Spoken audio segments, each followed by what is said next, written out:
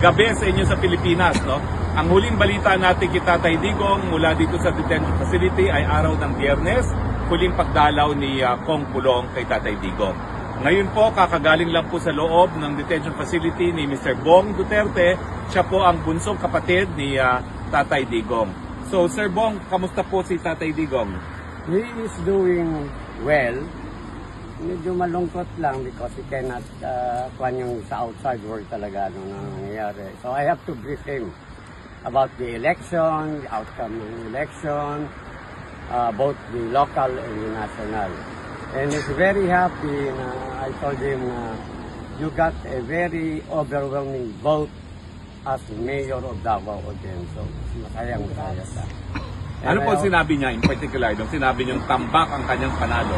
Ako ang nagbalita nga sa kanya. Sabi ko, grabe yung outcome yung number of votes mo kaysa yung opponent. At saka, ang Vice Mayor Pasquel, including si Congressman Pulong, and yung anak niya si Omar, also won the congressional seat, 2nd District.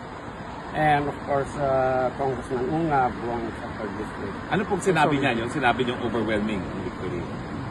Naka-smile. Nakasmile. Ngayon, yung ano po, yung 5 na pumasok na inendorso natin para senador, ano pong sabi niya?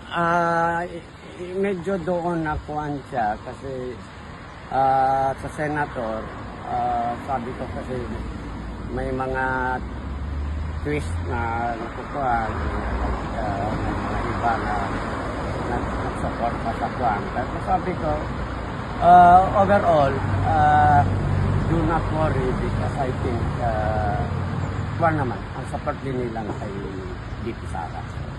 Yung pinasabi ko po sa kanya na safe na sa impeachment si VP Sara dun sa 6 na sigurado natin kakampi at 6 pa na pagpipilian pa dahil ang kailangan na lang natin ay 2 para hindi na matanggal si VP Sara. Yeah, well, I think para din sa akin, with the overall nangyari sa national kuhan, yung halos natanggal yung mga, alam mo na, yung sa Congress. Mga buisit, mga Hawad Committee. So, I think yung mga opposition yung iba, I think they will think it's about time.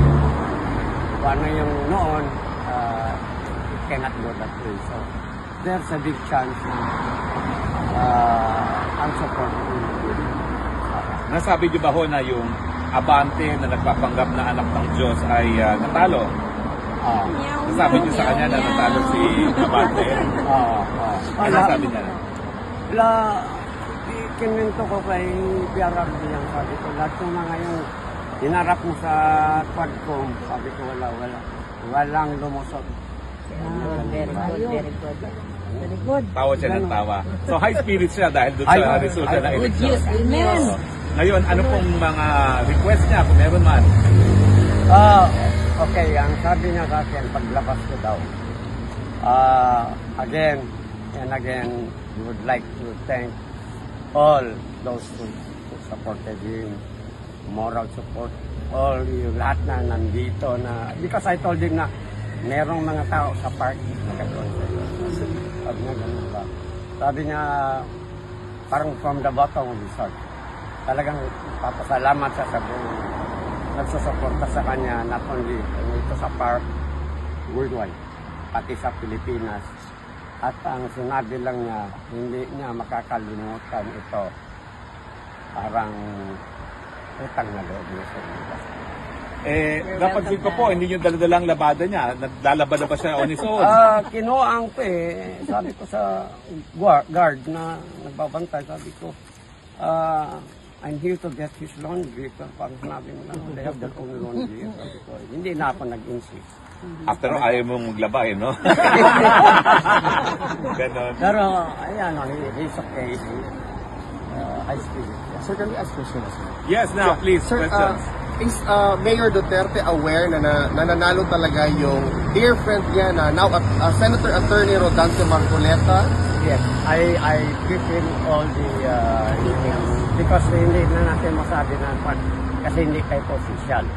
But I told him na yung as you know, the counting went, more or less ganito na lumusot. So, in a way, masaya ka. Masaya talaga. Lalo na sa Davao na lahat ng kuha niya ay lumusot. Walang kabila. Tapos sir, ilang months mo nang hindi nakita si former president? Ako? Since pagpunta nila sa Hong Kong.